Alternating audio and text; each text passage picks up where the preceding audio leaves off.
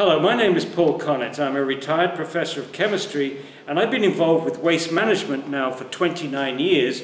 That's taken me to 49 states in the United States, 7 provinces in Canada, and 61 other countries. And a lot of that experience is summarized in this book.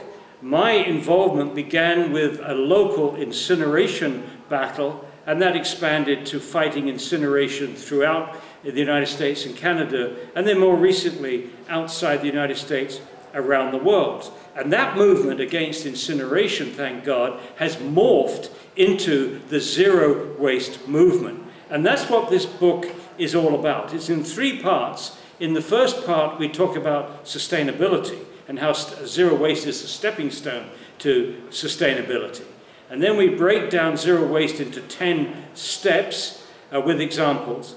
And then I give the history of the anti-incineration movement, the arguments against incineration. We do that because incineration represents the big obstacle to zero waste. And zero waste can easily be corrupted if you add 2 words. If you say zero waste to landfill, it allows incineration back into the picture, and our zero waste dream goes down the toilet.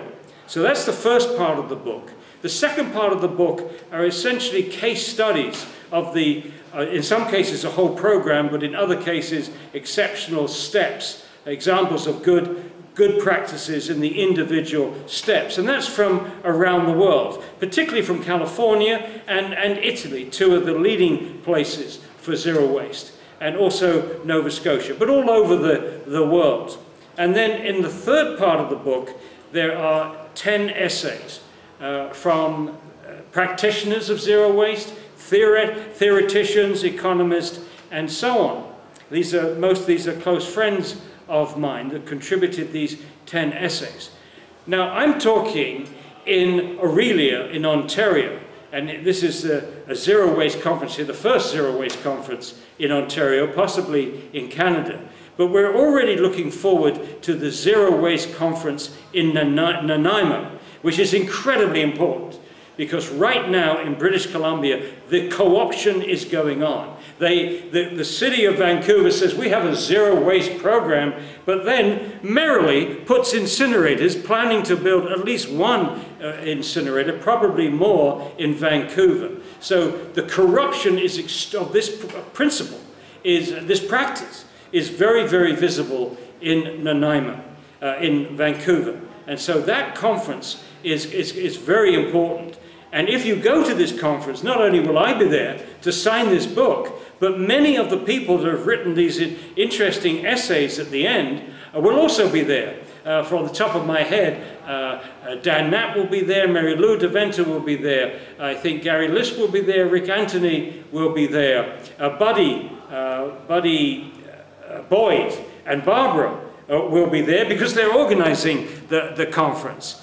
So you can have what might become a collector's item, signed by the author, the main author, and also signed by many of the people that have written key essays in this book. So this is a handbook. Oh, and the other exciting thing is the foreword to this book has been written by Jeremy Irons, a very famous Oscar-winning actor, British actor, and he also hosted the movie Trashed, hence the subtitle of this book, The Zero Waste Solution, Untrashing the Planet One Community at a Time.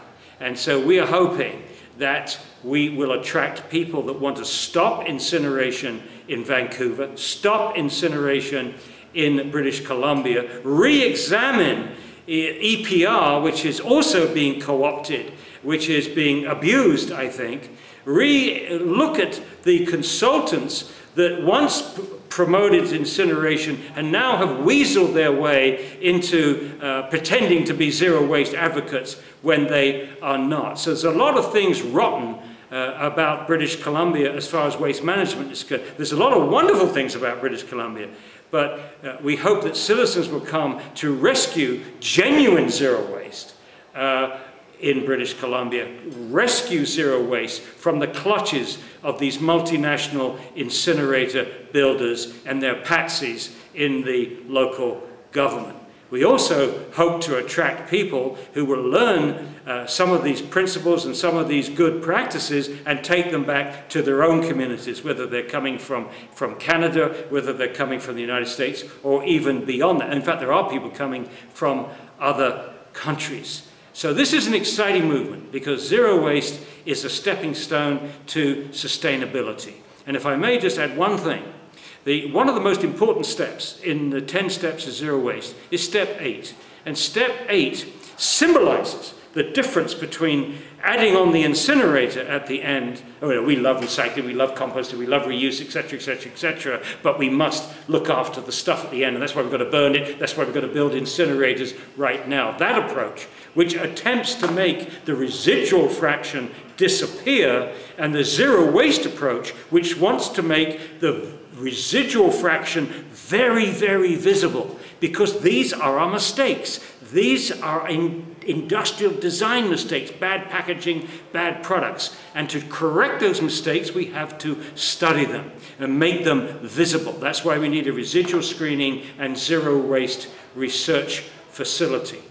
So hopefully we will get more discussion on these ideas at the conference, which is being sponsored by Zero Waste Canada. This is a newly formed organization, and I'm very pleased that I've just agreed, been invited, and have gladly accepted to be on the board of directors of Zero Waste Canada.